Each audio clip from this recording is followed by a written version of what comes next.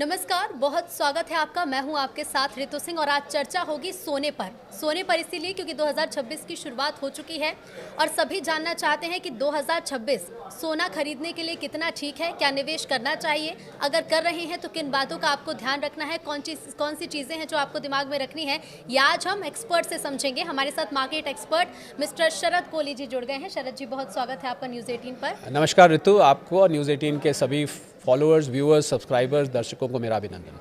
बिल्कुल, तो शरद जी, सबसे पहला सवाल तो यही बनता है कि 2026 क्योंकि शुरू हो चुका है, गोल्ड में निवेश के लिए 2026 कितना सेफ रह सकता है? देखिए, उतार चढ़ाव तो बहुत देखने को मिलेंगे और जो लोग गोल्ड सिल्वर में इंटरेस्ट रखते हैं, अगर गोल्ड की बात हो रही है, पहले गोल्ड की करता हूँ, तो उतार चढ़ाव आपको मिलेंगे। क्योंकि क्या होता है कि गोल्ड को समझने के लिए हमें ये देखना होगा कि गोल्ड में कौन लोग निवेश करते हैं। गोल्ड में दुनिया भर के सेंट्रल बैंक्स निवेश करते हैं जो कि बड़ी मात्रा में गोल्ड खरीदते हैं। और गोल्ड आपको पता ही होगा ज्वेलरी बनाने के काम आता है, तो आप महिलाएं, आपसे बेहतर कौन जानेगा। और एक बड़ी मात्रा ऋतु गोल्ड में डेरिवेटिव होता है। डेरिवेटिव का मतलब इसको बोलते हैं सट्टेबाजी होती है। सट्टेबाजी का अर्थ है, मैं दर्शकों के लिए आसान करके बता देता हूँ कि एक कमोडिटी एक्सचेंज होता है, उसको हम MCX भारत में बोलते हैं, मल्टी कमोडिटी एक्सचेंज। अमेरिका में इसको कॉमेक्स बोलते हैं, कमोडिटी एक्सचेंज। तो इसमें जब आप सोना खरीदते और बेचते हैं तो ऐसे नहीं खरीदा जाता कि आपने मेरे से खरीदा तो मैंने आपको 10 ग्राम सोना दे दिया, मैंने आपको बेचा तो 10 ग्राम आपसे ले लिया, वगैरह वगैरह। ऐसे नहीं चलता है। इसमें सिर्फ पेपर कॉन्ट्रैक्ट खरीदे बेचे जाते हैं। अब जैसे उदाहरण के तौर पर 5 फरवरी को, फरवरी के महीने का कॉन्ट्रैक्ट एक्सपायर हो रहा है। तो मैं क्या करूंगा कि मैं कहूंगा कि मुझे 1 किलो सोना मैंने खरीदा और 1 किलो सोना अब आज के रेट पे जाएं तो करीब 1 करोड़ 40 लाख रुपए का है। तो मैं क्या करूंगा कि सिर्फ 20% दे के और 1 किलो सोने का कॉन्ट्रैक्ट ले लूंगा। और जैसे ही वो 5 फरवरी आएगी, अगर वो 1.40 से ऊपर चला गया तो मुझे मेरा मार्जिन प्रॉफिट मिला के वापस मिल जाएगा, और अगर नीचे चला गया तो मेरे मार्जिन में से उतना काट लेंगे और मुझे बाकी वापस दे देंगे। तो ये मैंने इसलिए बताया कि ये जो उतार चढ़ाव इतना होता है, इसका एक कारण ये है कि ये बहुत बड़ी मात्रा में सोना जो है वो पेपर ट्रेडिंग के जरिए, पहले पेपर बोलते थे, आजकल तो वो डीमैट होता है, उसके ज़रिए वो कॉन्ट्रैक्ट किया जाता है। तो इसको ये देखना पड़ेगा कि 2026 में आपको, क्योंकि होता क्या है कि ऋतु, जैसे आप और हम चर्चा कर रहे हैं, जितनी ज़्यादा इसकी चर्चा होती है और सोशल मीडिया पे जितना आपको सोने और चांदी की वो ब्रिक्स थंबनेल्स में दिखाई देती हैं, तो उतना ज़्यादा इसमें लोगों का इंटरेस्ट बढ़ता है। और सेंट्रल बैंक्स तो मैंने आपको बताया पहले ही खरीद रहे हैं। तो आपके सवाल का मैं अब सीधा सीधा जवाब दूं तो मुझे सोने का लॉन्ग टर्म ट्रेंड ऊपर को दिखाई देता है। हो सकता है 2026 में बीच में कुछ दिन के लिए ठहर जाए, कुछ दिन के लिए थोड़ी करेक्शन आए, ये भी हो सकता है, पर लॉन्ग टर्म ट्रेंड ऊपर दिखता है। और इसका एक बहुत बड़ा कारण ऋतु मैं और बता दूं कि जो जियोपॉलिटिकल टेंशंस हैं, ये जो दुनिया भर में आपने विश्व युद्ध की बातें बार बार सुनाई दे रही हैं, अलग अलग देशों में युद्ध जैसे युद्ध जैसे हालात बन रहे हैं।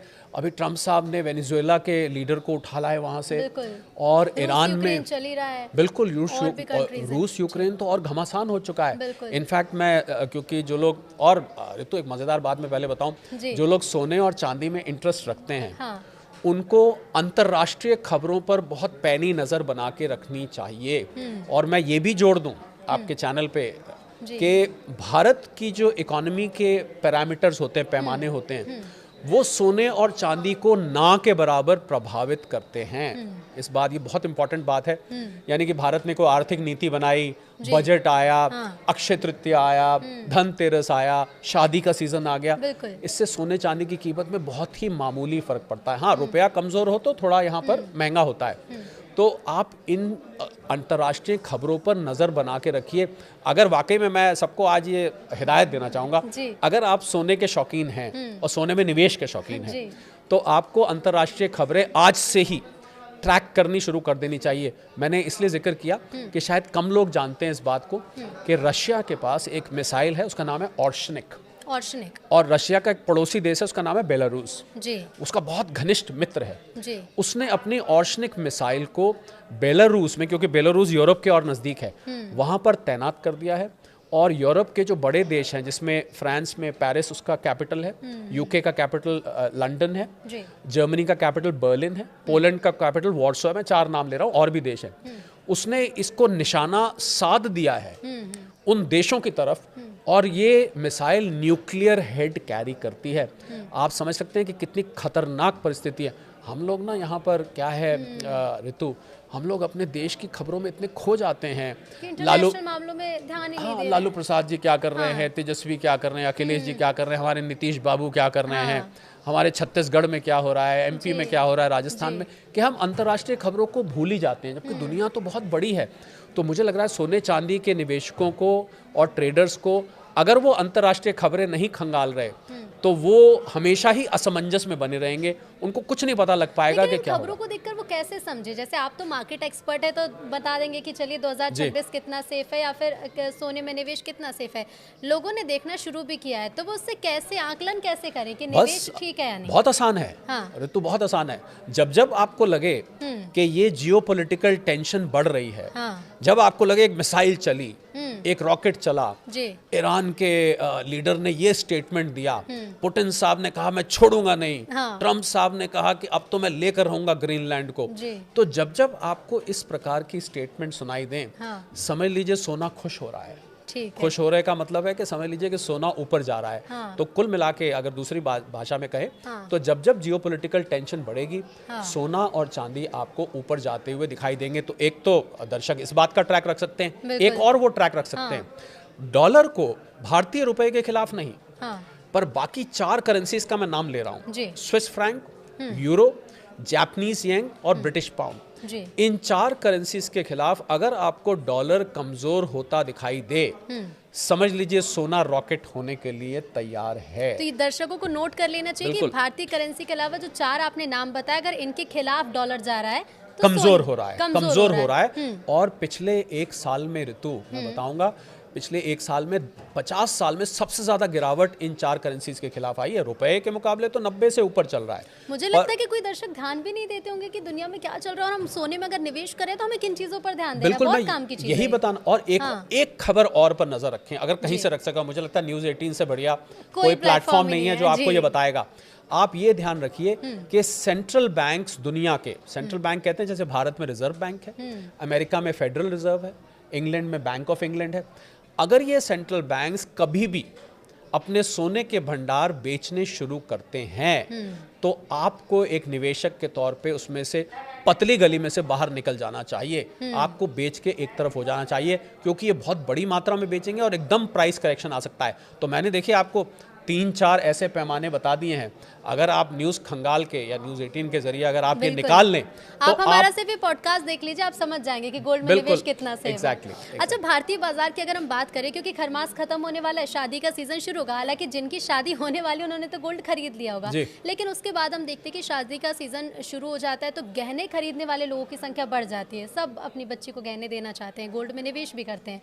और आजकल तो लोग, महिलाएं खासतौर पर जो हमें देख रही होंगी, वो तो ये समझ रही होंगी कि महिलाओं के लिए निवेश मतलब है गहने खरीद लो कि उनको पहन भी लो, और उसके बाद जब रेट बढ़ेंगे तो उसके भी बढ़ जाएंगे। इसका बाजार पर कितना असर पड़ता है? जब शादी का सीजन आ जाता है तो बाजार में तेजी आएगी क्योंकि रेट भी बढ़ रहे हैं, या फिर रेट बढ़ रहे हैं तो इस बार बाजार थोड़ा सा कमजोर नजर आएगा भारतीय बाजार?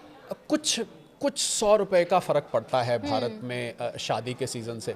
और शादी वालों को तो मैं सलाह दूंगा, अब तो बड़े बड़े ज्वेलरी ब्रांड जो हैं उन्होंने ऋतु लो कैरेटेज ज्वेलरी निकाल दी है। आप 22 कैरेट का मत लीजिए, आप 18 का ले लीजिए, 9 का ले लीजिए, आप 14 कैरेट का ले लीजिए, आप उससे ले सकते हैं। ज्वेलरी में निवेश नहीं करना चाहिए, क्योंकि ज्वेलरी को आप निवेश करेंगे तो आपका मेकिंग चार्जेस कट जाएगा और आपकी उसमें इम्प्योरिटी, जिसको गांव की भाषा में खोट कहते हैं, वो खोट निकाल दी जाती है, तो उससे आपका रिटर्न उसमें कम हो जाता है। तो अगर आपको गोल्ड लेना है निवेश के लिए तो आप बिस्किट्स ले सकते हैं, कॉइन्स ले सकते हैं, और सबसे अच्छा तरीका तो ऋतु ETF है। तो जहाँ तक आपने शादी की बात करी, मुझे लग रहा है आप शादी जो लोग कर रहे हैं उनको समझ में आ गया है कि भैया अगर किसी ने अपनी बेटी को मान लीजिए 5 तोले देना था, 50 ग्राम देना था, अब वो बेचारे 10 ग्राम ही मुश्किल से खरीद पा रहे हैं या 20 ग्राम खरीद पा रहे हैं। तो कोई बात नहीं, मुझे लग रहा है, देखिए तो आप ये बात मानेंगे, आप महिलाएं, आप इस बात से कुछ को समझ सकती हैं।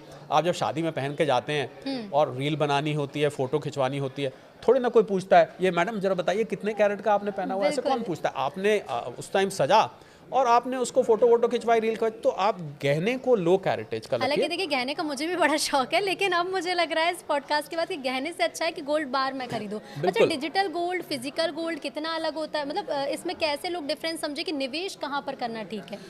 मुझे लग रहा है सबसे अच्छा निवेश का जो इस समय सोने में एरिया है वो ETF है, एक्सचेंज ट्रेडेड फंड। ये एक म्यूचुअल फंड की तरह होता है, ठीक है। और इसमें एसेट मैनेजमेंट कंपनी आपके लिए सब लोगों का कंट्रीब्यूशन लेके आपके लिए गोल्ड खरीदती है। और सबसे अच्छी बात इसमें यह है कि जितना आप निवेश कर रहे हैं ऋतु इसमें, उतने का भंडार इनको अपने वेयर हाउस में रखना पड़ता है।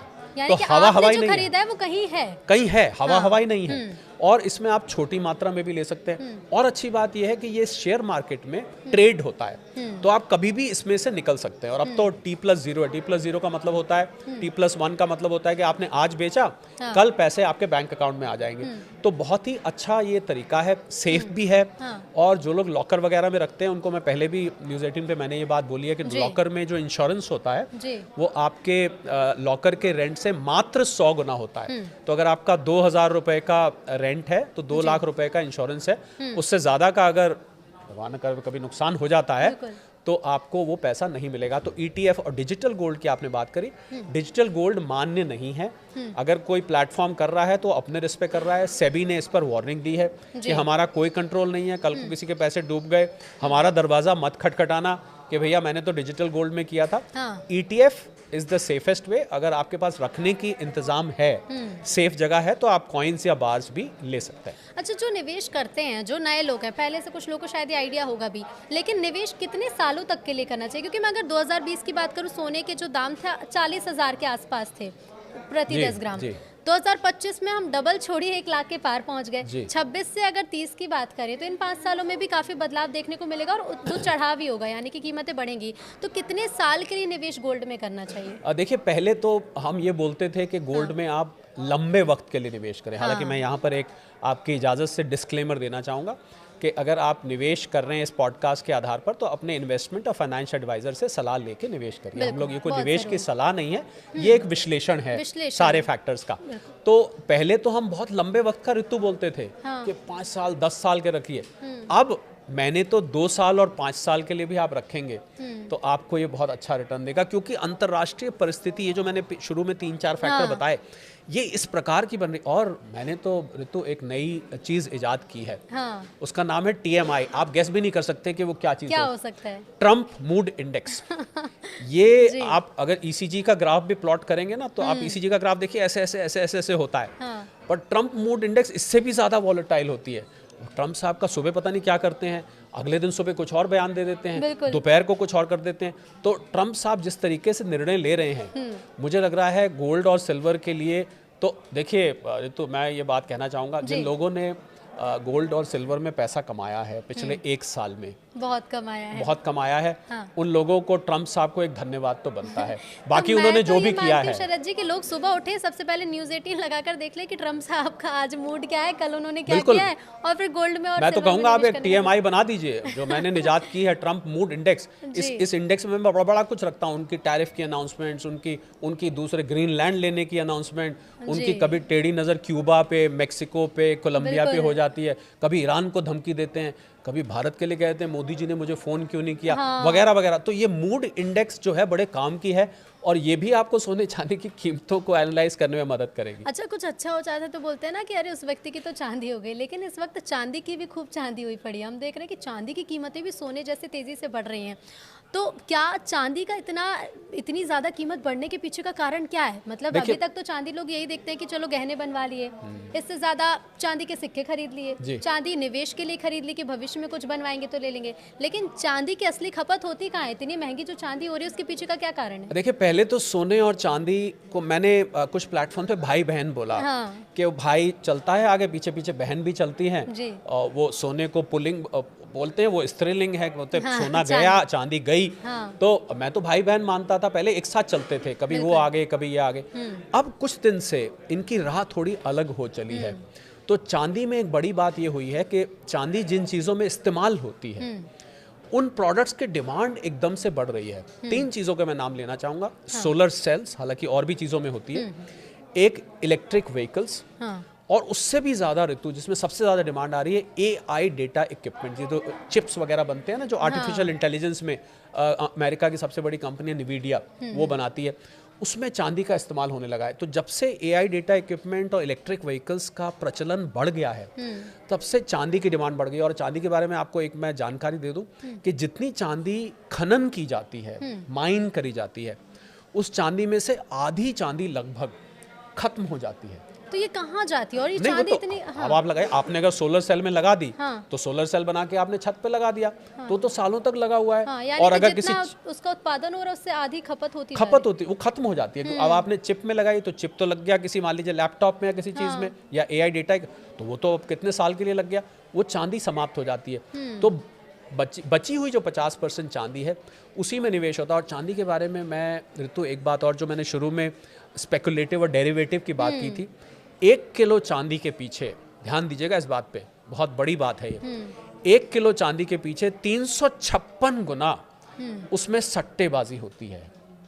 यानी कि चांदी असल में 1 किलो है तो उसके जो स्पेकुलेटिव कॉन्ट्रैक्ट्स है वो 356 गुना होते हैं। इसीलिए चांदी में आपको इतना ज़्यादा उतार चढ़ाव दिखता है। तो चांदी में सोने से ये फ़र्क है कि वो एक तो कंजम्पशन के लिए यूज़ होती है, और उसके हाल में ऋतु क्या हुआ है, शॉर्टेज महसूस हो रही है। ये जो कंपनियां हैं, AI डेटा इक्विपमेंट की कंपनी है, इलेक्ट्रिक व्हीकल्स की कंपनी है, ट्रम्प साहब भी इसको लेके बहुत परेशान हैं। अच्छा। उन्होंने वेनेजुएला में सोने चांदी के रिजर्व्स भी हैं तेल के अलावा। तेल के पीछे उन्होंने वहाँ के मडूरो साहब को, आपको पता ही है सारा किस्सा, वो सोने चांदी के रिजर्व्स पर भी उनकी नज़र है। और चाइना ने क्या किया है कि चांदी को जो 17 रेयर अर्थ मिनरल्स होते हैं इसको 18वां बना दिया है। हाँ। और ऐसा पता लगा है कि चांदी को चाइना दबा के बैठ गया है। उसको पता है कि ये ऐसी चीज़ है जो कल को नहीं मिली तो इनकी टेस्ला, इनकी NVIDIA, इनकी ये कंपनियों को दिक्कत हो जाएगी। तो ये चांदी का खेल जो है वो थोड़ा सा अब सोने से अलग हो चला है। परंतु मैं ये बात कहना चाहूँगा, भले ही चांदी ने पिछले साल सोने से डबल से भी ज़्यादा रिटर्न दिया है, फिर भी मैं मानता हूँ कि सोना ज़्यादा सॉलिड है, सोना ज़्यादा ठोस है, और सोना ज़्यादा रोबस्ट है, और सोना आपको इतना ज़्यादा वॉलेटाइल नहीं दिखेगा। चांदी जो है बिल्कुल बहुत उतार चढ़ाव भरी दिखती है क्योंकि उसमें सट्टेबाजी पहले से ज़्यादा होने लगी। तो चांदी में कितना सेफ है? सोना ज़्यादा आप बता रहे हैं बेहतर है फिर निवेश के लिए, चांदी में निवेश करना कितना सेफ है? और क्या ध्यान में चीज़ें रखनी चाहिए कि अगर चांदी खरीद रहे हैं या फिर निवेश के पर्पज से खरीद रहे हैं तो कौन सी चीज़ों को ध्यान में रखना? देखिए, पहली बात तो चांदी में भी ETF ही माध्यम बेस्ट है, क्योंकि चांदी का तो अगर आप फिजिकल फॉर्म रखेंगे तो आप 10 किलो अगर चांदी लेंगे तो आपको एक कमरे से दूसरे कमरे में उठा के रखना ही मुश्किल हो जाएगा, तो इतनी भारी हो जाएगी। तो ETFs ही बेस्ट हैं। और देखिए, वैसे तो निवेश की सलाह, जैसा मैंने कहा, कि आप अपने इन्वेस्टमेंट और फाइनेंशियल एडवाइजर से पूछ के लें। परंतु अगर कोई पोर्टफोलियो बना रहा है तो उसमें अभी भी मुझे लगता है 60-70% गोल्ड रखना चाहिए और 30-40% से ज़्यादा चांदी नहीं रखनी चाहिए, क्योंकि चांदी थोड़ा रिस्की ज़्यादा है। और क्योंकि इसमें सट्टेबाजी ज़्यादा है तो एक हम शब्द इस्तेमाल करते हैं ऋतु, आपने भी सुना होगा, कि बबल बन जाता है। हाँ। तो थोड़ा सा बबल चांदी में ज़्यादा है। और बाकी तो देखिए आगे मैं ये भी मानता हूँ ऋतु, ये सारी बात कहते हुए हम हालांकि बहुत डिटेल में पॉडकास्ट कर रहे हैं कि अंतर्राष्ट्रीय परिस्थितियां इस प्रकार से बदल रही हैं और इतनी रफ्तार से बदल रही हैं कि हम कुछ भी बात अभी कंफर्म तरीके से अगर कहते हैं तो वो हफ्ते 10 दिन बाद एकदम परिस्थिति बदल जाती है। तो इसलिए ये दर्शकों से मैं बहुत विनम्र निवेदन करूंगा कि हमने जितनी भी बात बोली है उसको आप अभी तो जहन में बसा लें, पर आप इन खबरों पर नजर रखें। हो सकता है जो मैंने बात बोली उसमें से परिस्थिति एकदम कुछ बदल जाए, और अगर मूड या फिर ठीक वो TMI, वो जो ट्रम्प मूड इंडेक्स है, अगर वो मूड इंडेक्स ऊपर नीचे गई तो फिर ये परिस्थिति बदल सकती है। तो इसलिए आप सोच समझ के करें। और एक बात और मैं जो मैं कहना चाहूंगा कि लोगों ने, मैंने सुना ऋतु, लोगों ने अपनी प्रॉपर्टी बेच के, लोगों ने शेयर मार्केट में अपने शेयर्स बेच के, लोगों ने अपनी FDयां तोड़वा के सोने चांदी में पैसा लगा दिया। ऐसा नहीं करना चाहिए। एक इन्वेस्टमेंट की दुनिया में कहावत होती है, never put all eggs in the same basket. अपने सारे पैसे को एक ही जगह नहीं रखना चाहिए, फैला के रखना चाहिए। भले ही आपको चांदी ने 170% रिटर्न दिया है। गोल्ड का हिस्सा कितना होना चाहिए? मतलब आपके पोर्टफोलियो में गोल्ड और सिल्वर इन्वेस्टमेंट का कितना हिस्सा? मुझे लगता है कि टोटल इन्वेस्टमेंट पोर्टफोलियो किसी का है तो उसमें 20-25% से ज़्यादा चांदी सोना नहीं रखना चाहिए। भले ही इस टाइम वो नंबर 1 हीरो है और हीरोइन है, पर तब भी इससे ज़्यादा आपको नहीं रखना चाहिए। आपको अपनी इन्वेस्टमेंट्स को ऋतु फैला के रखना चाहिए। कुछ म्यूचुअल फंड में, कुछ अच्छा शेयर्स शरद जी, में। बिल्कुल ये सारी पोर्टफोलियो मैनेज करने की तो चीज़ें हैं ही, लेकिन एक चीज़ ये भी कि 5 वो बातें या 2 या 3 वो बातें जो गोल्ड इन्वेस्टमेंट में ध्यान में रखनी, जल्दी से वो भी बता दीजिए। पहली बात तो आप भाव आवेश में ना आए, हाँ। पहली बात। दूसरी बात, लंबे वक्त के लिए रखें। तीसरी बात, जब जब इसमें करेक्शन आए तो थोड़ा थोड़ा करके लें, सारा पैसा एक साथ ना लगाएं। और अगर आप लंबे वक्त के लिए ले रहे हैं, आखिरी बात, तो रोज रोज इसका रेट आप देखेंगे ना, तो क्या होगा, आपका मन करेगा आज प्रॉफिट बुक करके और कुछ पार्टी वार्टी कराएं, कहीं घूम फिर आएं, अब तो प्रॉफिट हो गया। ये काम अगर आप करेंगे, प्रॉफिट तो मिल जाएगा आपको क्योंकि ऊपर जा रहा है, पर आप बड़े प्रॉफिट से बिल्कुल अपने आप को महरूम कर लेंगे। बड़े प्रॉफिट से आप अपने आप को डिप्राइव कर लेंगे। तो जरूरी है कि इन्वेस्टमेंट करिए, थोड़े समय के लिए भूल जाइए उससे। लंबे वक्त के लिए इसको रखिए, बीच बीच में रेट चेक करिए, न्यूज़ 18 देखते रहिए, आपको रेट तो वैसे ही पता लगते रहते हैं। बिल्कुल बिल्कुल शरद जी, बहुत शुक्रिया आपका इस पॉडकास्ट में हिस्सा लेने के लिए। तो उम्मीद है कि सोने चांदी से जुड़े हुए जितने सवाल होंगे इस पॉडकास्ट में आपको उन सभी के उत्तर मिल गए होंगे। नमस्कार।